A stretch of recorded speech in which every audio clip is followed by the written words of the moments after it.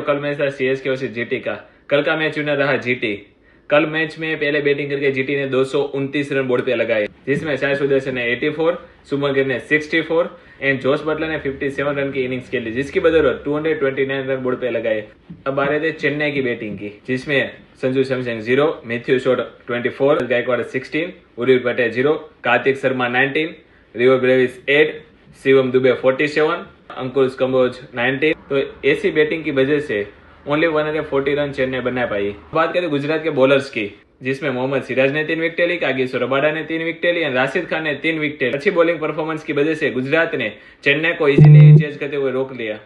मोहम्मद सिराज का सिलेक्टर को जॉब, मोहम्मद सिराज ने आज सिलेक्टर को जॉब दे दिया है, क्योंकि सिलेक्टर ने ओडीआई क्रिकेट में से मोहम्मद सिराज को ड्रॉप कर दिया। मोहम्मद सिराज ने पावर प्ले में 3 विकेटें ले ली है। तो कौन से 3 खिलाड़ी है? पहला खिलाड़ी संजू सैमसंग, जो भी 2026 फरवरी में वर्ल्ड कप हुआ था उसका मैन ऑफ द टूर्नामेंट था, उसका विकेट। दूसरा wicket CSK captain Ruturaj Gaikwad. तीसरा खिलाड़ी है उर्विल पटेल, जो कभी भी मैच बदल सकता है। इन तीनों खिलाड़ियों की विकेट मोहम्मद सिराज ने पावर प्ले में ही ले ली है और सिलेक्टर को जवाब दे दिया है कि मोहम्मद सिराज को क्यों निकाला। डीएसपी मोहम्मद सिराज ने फर्स्ट ओवर में विकेट लेने का काम 4 दफा किया है। सिराज ने पावर प्ले में अब तक 10 विकेट ले चुके हैं और पूरे टूर्नामेंट में 20 विकेट ले चुके हैं। डीएसपी मोहम्मद सिराज ने आज 154 किलोमीटर पर आवर की स्पीड से एक बॉल डाला। मोहम्मद सिराज ने तो स्पीड भी इंप्रूव की है और परफॉर्मेंस में भी इंप्रूव किया है। तो क्यों मोहम्मद सिराज को ओडीआई टीम में से ड्रॉप किया गया, वो भी क्वेश्चन है। आज शुभमन गिल ने जब कैच पकड़ी तो सीएसके क्राउड को चुप करा दिया। शुभमन गिल ने कैच पकड़ने के बाद ऐसे क्राउड की तरफ इशारा किया और सीएसके क्राउड को कहा चुप हो जाओ, अब तुम साइलेंस हो जाओ। मींस ऐसा एक दफा तो किया है ग्राउंड पे तो ट्रोल किया, लेकिन बाद में इंस्टाग्राम पोस्ट भी लगाई Mohammed Siraj and Josh Buttler के साथ। उसमें उन्होंने लिखा nandri to yellow light blue ending. नांद्री का मीनिंग होता है थैंक यू, मीन्स उन्होंने कहा कि 2 पॉइंट देने के लिए thank you and yellow light and blue ending. तो इसी तरह गिल ने 2 टाइम सीएसके को ट्रोल किया।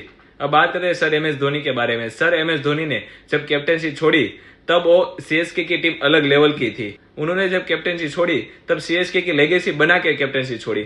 सीएसके की पूरी टीम बनाने वाले ही एम एस धोनी थे। एम एस धोनी ने तो डोमेस्टिक बॉलरों के पास से भी परफॉर्मेंस निकाली है। मीन्स एम एस धोनी का माइंड सेट अलग लेवल का था। एम एस धोनी जो फील्डिंग सेट करते थे ना, वो मुझे बहुत पसंद है। जहां पे फील्डर लगाते थे वहां पे ही बॉल जाती थी और वहां पे ही आउट करते थे। तो ऋतुराज को जब कैप्टनसी दी तब ऐसा लग रहा था ऋतुराज कैप्टनसी से सीएसके टीम को आगे ले जाएंगे, लेकिन ऋतुराज ने सीएसके टीम को पूरा कर दिया। अब लोग कह रहे हैं कि संजू सैमसंग अगला कैप्टन होगा सीएसके का, ऋतुराज को कैप्टनसी छोड़नी पड़ेगी। मेरे ख्याल से तो अच्छा ही है ऋतुराज अगर कैप्टनसी छोड़ दे, क्योंकि ये ऋतुराज कैप्टनसी के प्रेशर में रन भी नहीं बना पा रहे, परफॉर्मेंस भी नहीं आ रही है, टुक टुक खेल रहे हैं। तो अगले साल से ऐसा लग रहा है कि संजू सैमसंग को कैप्टनसी मिलेंगी। अब बात करते हैं पॉइंट टेबल्स के बारे में। पॉइंट टेबल्स में first position RCB, second position GT, third position पे है हैदराबाद और फोर्थ पोजीशन पे है आरआर। तो first, second and third RCB, GT and Hyderabad already qualify हो चुके हैं।